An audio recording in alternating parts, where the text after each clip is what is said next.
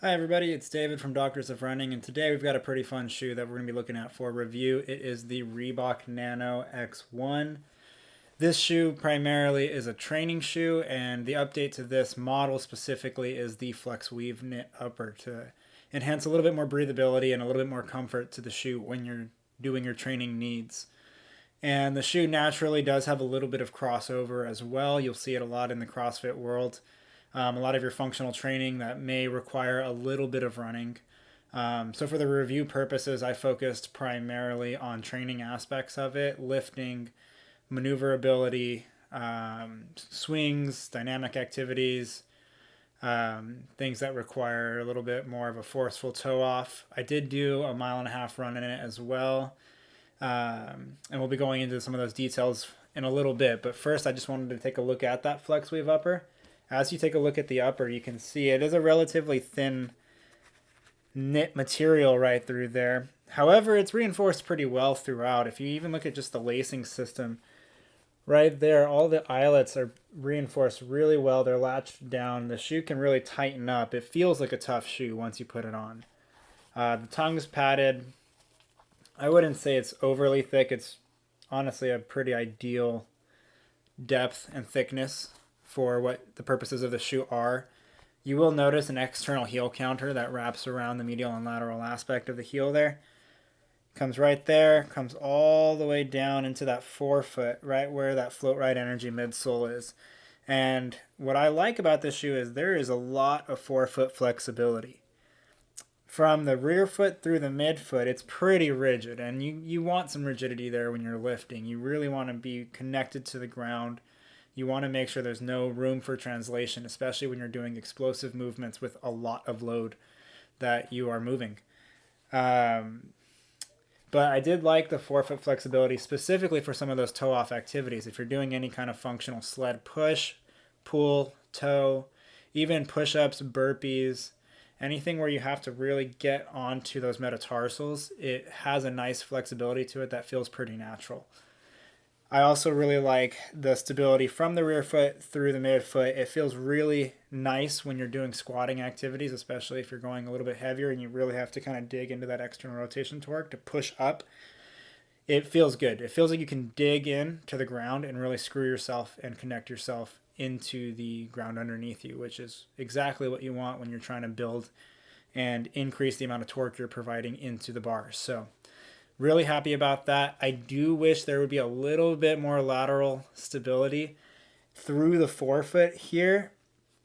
I love the flexibility. I just wish there was a little bit more reinforcement through this region, both medially and laterally. So if you're doing any kind of lateral hops or jumping activities, you're probably not going to be doing too many cutting activities in these types of shoes, but you can feel a little bit of translation through the forefoot there. So I'm not super thrilled about that.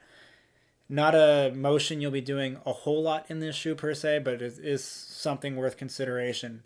The material itself of the upper is really comfortable. The knit upper is really nice. I just wish they would have maybe perhaps an extended toe guard or something just a little bit thicker. Not doesn't need to be full on counter like this, but just something to hold that material a little bit nicer through that region. But when you lift in this shoe, you feel very connected to the ground, and it's really nice. Whether you're doing anything from like a bench press to a push up to a back squat, deadlift, cleans, kettlebell swings, they all feel really nice. So overall, really happy with that connection to the ground. That moves me onto the outsole, into the traction, and it grips really well. It grips really well, and I really like the feeling of it on hardwood floor. And if you're on a lifting platform or anything like that, the thing just sticks, and you feel really stable, and you feel like you can trust the shoe underneath you to do what it needs to do. You'll notice right here it says Rope Pro right there. I don't do a lot of rope climbing and some of those things, but the traction on the side is really good. It wraps around.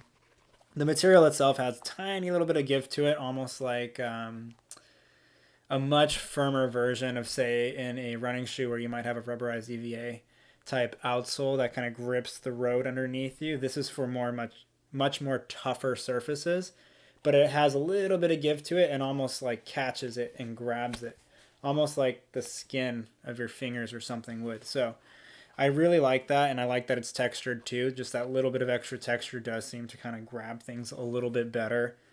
Um, but yeah, I mean, that's essentially the main use of the shoe. On my running experience, again, this isn't primarily a running shoe. This is more of a training shoe that can cross over to a little bit of running. I like to say it's like 80 to 90% training. And then when you have that mile run or maybe max 5K, like you can do it if you have to. And I feel like that was my experience in this shoe. The rigidity certainly shows from the rear foot through the midfoot when you are running. The shoe can come off a little bit slappy at first, but it's more noticeable on the downhills than anything. On flats and uphills, it's actually it's okay. There's a little bit of a heel bevel to it, not much. I mean, it's about as flat as a bevel could be, but there's a tiny bit of rounding. Um, so it can be a little bit of a slappy initial contact through that heel and midfoot, but what saves it is that forefoot flexibility. When you're running on the flat ground and you're going uphill and you have to kind of shift that load anterior a little bit, it actually feels pretty good. I mean, underfoot, the shoe's very stable and it holds your foot and it's certainly firm. I mean, this is a lifting shoe first. So I wouldn't get this shoe expecting any kind of traditional cushioning that you may get from a running shoe. I think we have to kind of shift our perspective on this shoe specifically. So underfoot, it's pretty darn firm. But the forefoot flexibility does help out a little bit, especially when going uphill. It didn't feel too bad. I actually liked going uphill in it. On the flats, you can definitely feel some of the rigidity, but as long as your biomechanics, it'll adjust your biomechanics a little bit. The downhill is where I really noticed the slappiness of it. And you're not going to be doing too many crazy downhills in these shoes, I wouldn't imagine.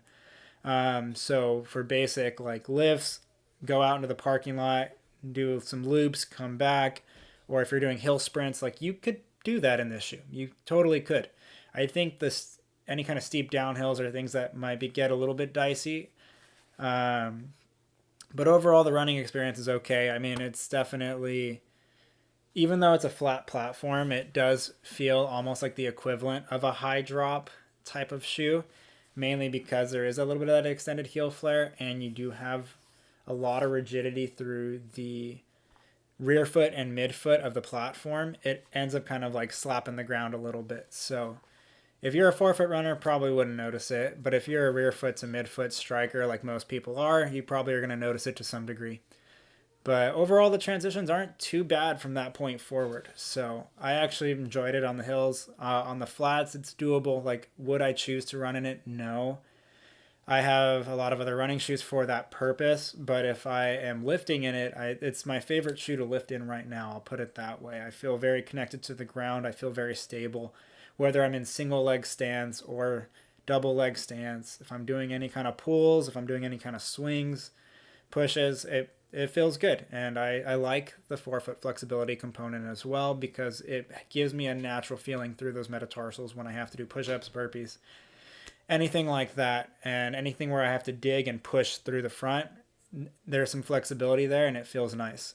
So overall, I think they did a really good job. I think my main recommendations would just be on that upper and reinforcing that lateral and medial aspect of a little bit. I'm not going to ask them to bevel the heel more. It's not a running shoe. It's focused primarily on the training aspect of things. So yeah, that's the Reebok Nano X1. I'd be curious to see what other people think of this shoe in the training setting. Primarily for me, it's a lot of sagittal and frontal plane lifting type loads. A little bit of transverse plane, some like lunges with twists, maybe some medicine ball swings, or not swings, tosses, like into a wall or with a partner, but not too many rotatory motions for me and not too many like cutting motions, but I do lateral jumps on occasion. So that's my experience in the Reebok Nano X1. In the comments, feel free to leave your experience and what you think of this shoe. This is a new lane for Doctors of Running, and we probably are going to start reviewing some crossover shoes in the future as well. We already have the Topo ST4 as well. So we're excited about that. We're trying to expand a little bit beyond just running shoes because at the end of the day, we're physical therapists, and I'm a strength and conditioning specialist. But we treat a lot of people that don't just run. And so we really want to expand our knowledge and experience in the different kinds of footwear out there. So if you like the video, please hit subscribe. Check us out at Doctors of Running. We're on every social media platform out there: Instagram, Twitter, TikTok, LinkedIn, Facebook. We got a Strava group if you want to follow us on our mileage and our own individual journeys, and everyone else in our DOR community. So really thankful to have you guys out there, and stay tuned.